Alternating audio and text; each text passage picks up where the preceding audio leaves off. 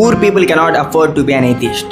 Curl Marx ఏమంటారంటే religion is the opium of poor people. So ఇక్కడ opium అంటే మొత్తం అనుకోవచ్చు, బట్ కార్ల్ మార్క్స్ ఏమంటారంటే ఓపియం ఈజ్ మెడిసిన్ అంటారు. ఫర్ ఎగ్జాంపుల్ ఇప్పుడు ఒక lower middle class poor people ఉంటారు, వాళ్ళ లైఫ్లో మహా అయితే వాళ్ళ అచీవ్మెంట్ ఏముంటుంది, ఒక జాబ్ తెచ్చుకోవడం ఉంటుంది, ఒక మంచి జాబ్, గవర్నమెంట్ జాబ్ లేదా ప్రైవేట్ జాబ్ అన్న మంచి జాబ్ తెచ్చుకోవడం ఉంటుంది. ఇప్పుడు ఒక మనిషి ఒక జాబ్ అనుకుంటే ఆ జాబ్ కోసం పని చేస్తూ ఆ జాబ్ అచీవ్ చేయడానికి ఏదైతే మార్గాలు ఉంటాయో వాటి కోసం వెతుకుతాడు. వాటిలో వన్ ఆఫ్ ది మార్గమే దేవుడు అని అనుకుంటాడు మనిషి. సో అందుకని దేవుడి దగ్గరికి పోతాడు, కొబ్బరికాయలు కొడతాడు, లేకపోతే ఉపవాసాలు ఉంటాడు, లేకపోతే మోకాల ప్రార్థన చేస్తాడు, లేకపోతే దేవుడి పేరు చెప్పుకొని ఒక చిన్న దానం ఏదో ఒకటి చేస్తాడు దేవుడిని మెప్పించడానికి.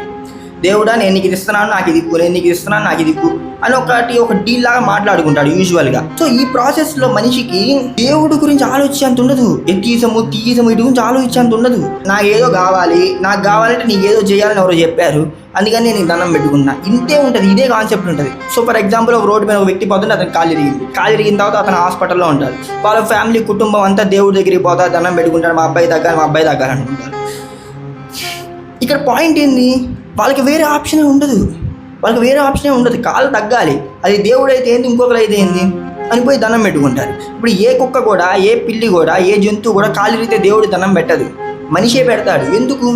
మనిషికి ఒక ఆశ, మనిషికి ఒక హోప్, ఏమైనా జరుగుద్దేమో, ఏమైనా వస్తుందేమో అని. ఒక నాస్తికుడు అనేవాడు అన్నిటికీ అతీతంగా నుంచుంటాడు. నాకు కాలు ఇరిగింది అయినా నేను దేవుడు దండం పెట్టను, నాకు ఉద్యోగం లేదు అయినా నేను దేవుడు దండం పెట్టను, నేను అడక్క తినే పరిస్థితి వచ్చినాక నేను దేవుడు దండం పెట్టను అంటాడు నాస్తికుడు. కానీ ఒక ఆస్తికుడికి అంత ధైర్యం ఉండదు. ఇప్పుడు నాకున్న పరిస్థితుల్లో నేను బతకడమే కష్టం, నేను దేవుడు ఎక్కడ ఎదురెళ్తాను, దేవుడిని ఎక్కడ ప్రశ్నిస్తాను, నేను నాస్తికుడికి ఎట్లా మారుతాను అనే దాంట్లో ఇరుక్కుపోతాడు మనిషి. సో ఫైనల్ పాయింట్ ఏంటంటే నాస్తికుడు అవ్వాలంటే తెలివితేటలు కావాలి.